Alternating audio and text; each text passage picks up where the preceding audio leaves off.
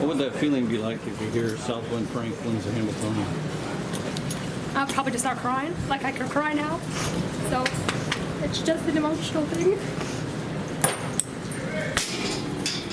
Generate, you ready, buddy?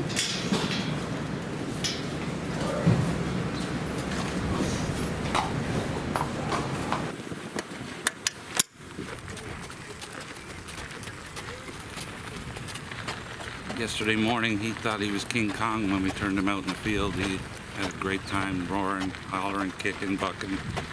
He seems perfect.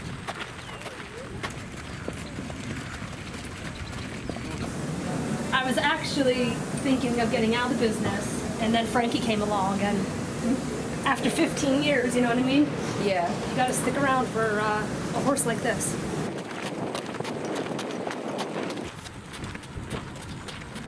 You know, Ronnie has never won a Hambo. I've been lucky enough to be involved with 4 different Hambo winners. I could taste it because 16 for 18 and 4 to 5 on the morning line. It's our race to lose, and we're not going to lose. We're going to win.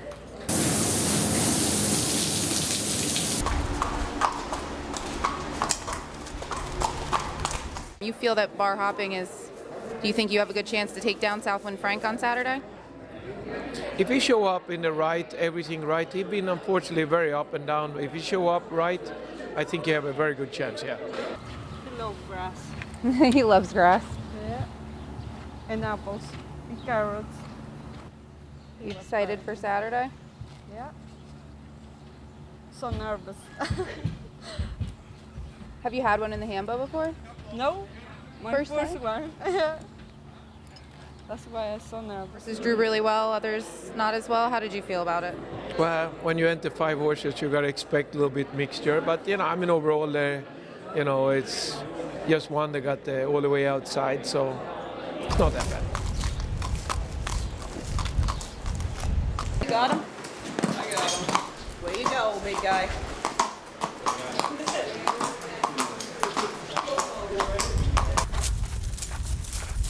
He's done everything right this year. He's 4 for 5, and the time that I lost, I was just a little too conservative with him. And, you know, I think he's a horse that is capable of handling the 2 heats. You know, there's nothing we could really say that he definitely will, but, you know, he's gotten a lot stronger this year. He's very easy to handle, so I think he's going to be easy on himself in the elimination and be good enough to win that final. He's kind of got into that habit through the winter down at Pinehurst. He really enjoyed his walks and relaxing, and he loves grass. I'm allowed to spoil him a little, I guess. When you have a Hambletonian, hopefully you definitely spoil him a little, don't you? Oh, yes. I think so. Yes, he's very spoiled.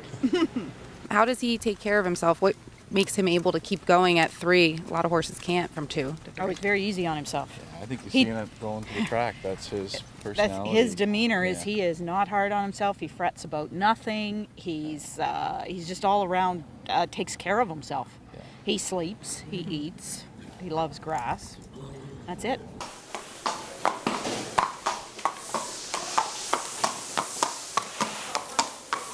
Tell me how you guys actually changed his name, and I see you're wearing the Marauders cap. Your son plays for the Marauders, you said?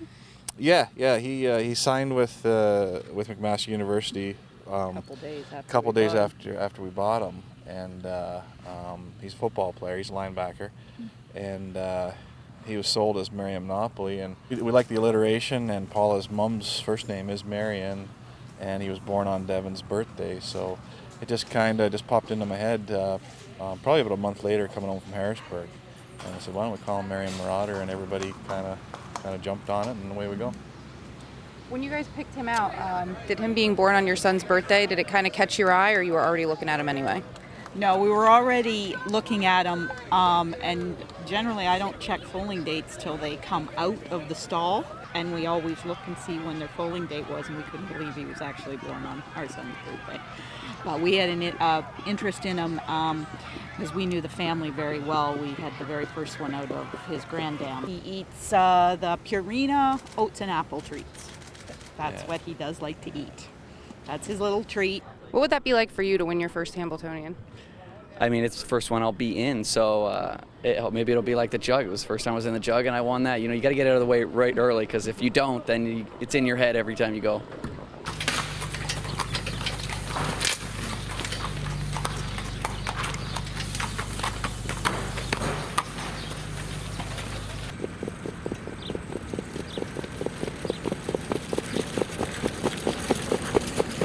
Julie, you had Milligan school. How did he train today?